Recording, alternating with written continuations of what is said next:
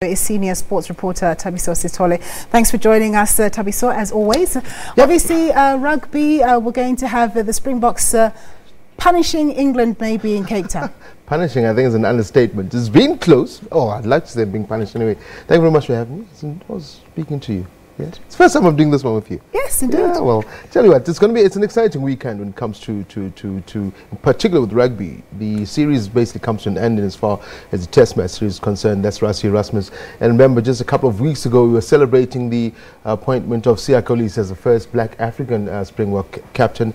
Well, this is his third match, basically, this weekend. That test match is currently, well, it's going to take place in Cape Town. I think kickoff is around 5:05 in the afternoon.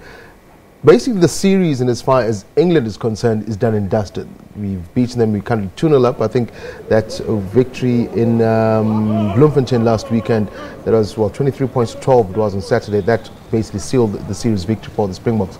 But knowing Rassie and knowing what's the platform that's set with Siya Kolisi, I know that they probably want to run out and beat them in this match too.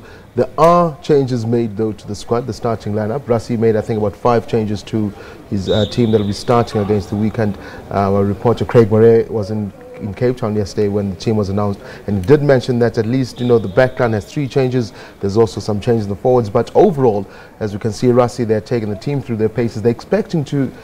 Look, white-wash victory over England is a beautiful thing, especially after their coach has been hailed as the next best thing since sliced bread. Because England coming to this series, they'd hardly lost any matches, and you know their coach was being spoken of as a real godsend for England rugby. But now the script is basically flipped, if I can put it that way, because the faltering of Rassie and Siya Kolisi and the way that this Springbok team has played in the past 2 tests has actually, you know, it's rubbed off on a lot of things. The under-20 team, they were at the under-20 World Cup, although they lost in the final to New Zealand.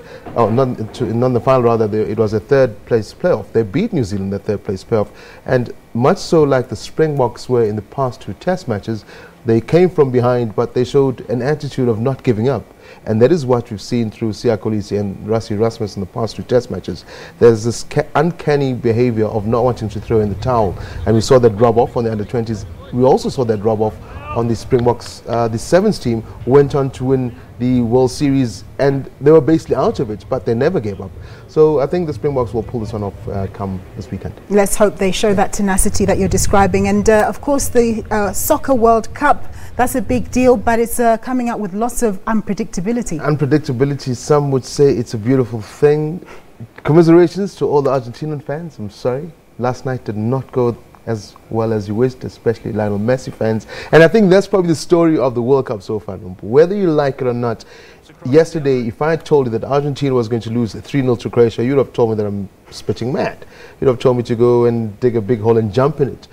But what has shown us through this World Cup is the fact that it is unpredictable and nobody walks in there expecting to win. I think one of our local coaches, I think it was Peter Musimane, once said football is so difficult.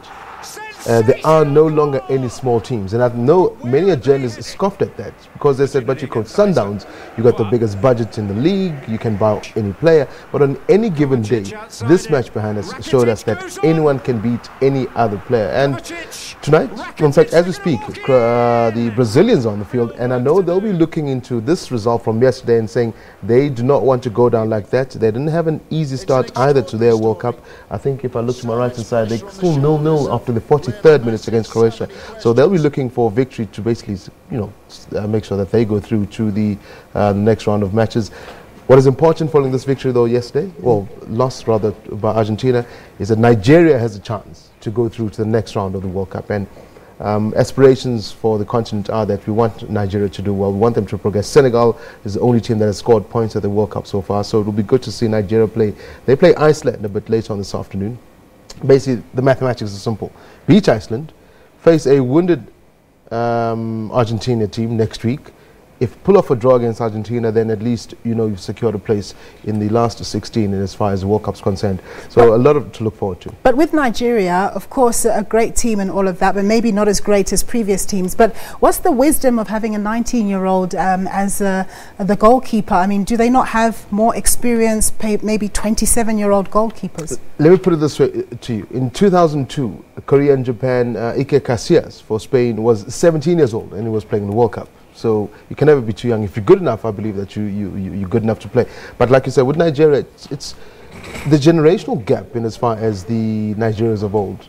It's different. The football that is played now is totally different to then. Because I could say the same thing, Messi and that big Argentinian team with all the stars, as compared to, unfortunately, Portugal with Ronaldo, the only big name that's in that team. But as a team, they combine well, they gel well, and they win matches. All right, Thabiso, so they're putting pressure on me. We're done now. We have to wrap it up. That was our senior sports reporter, Thabiso Sithole, just giving us a roundup of what we can expect this coming weekend. Up next is your weather.